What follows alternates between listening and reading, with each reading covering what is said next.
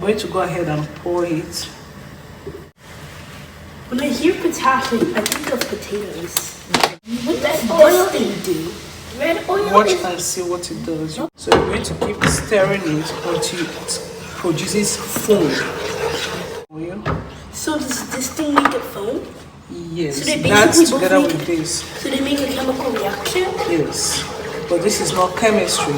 This is native chemistry. See, it is chemistry. This is native chemistry. Now I'm going to go ahead and add my meat into the sauce.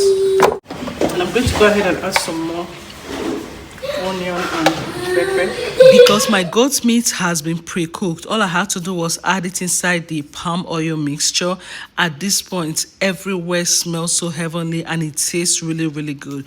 But that is not the end of this recipe, because now it's time for us to introduce the queen of this recipe to this pot, and that is the abacha, also known as the oil bean seed. Yeah, it's called an oil bean seed, if I'm not mistaken. Correct me in the comment section below. Then I'm going to go ahead and add my crayfish and my otas. Otas is a leaf, kind of like a vegetable that we get from Nigeria. It's kind of like bittersweet in my opinion. Now that we've introduced all of that into the pot, we're going to go ahead and mix everything together, and then I will add the final part of my abacha, because the whole goal is I wanted to make sure that the sauce was enough, because this has to be juicy, like it has to be saucy in your mouth. You see how it looks?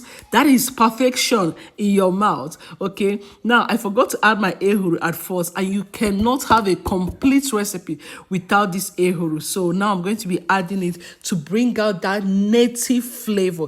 Like, this is what makes the food kind of like, how do I explain it? Is what makes it traditional. This is what makes this food traditional. If you're not Nigerian or you're not Igbo, if I'm not mistaken, it just have to be like an acquired taste for you to like it and enjoy it.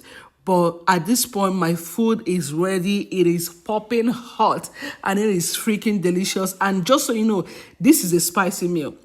Some people choose not to make their spicy. We make our spicy, because how are you going to enjoy it if it's not spicy? Like, are you Nigerian if you don't even like spicy food? Come on, man.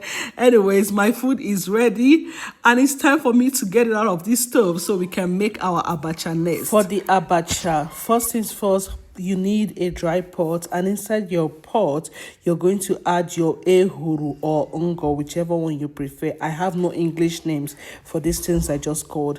Next, you're going to add your palm oil, and you're going to stir it until it forms like this. Now go ahead and add your crayfish and add your abacha. Abacha is basically cassava. This is the same product we use to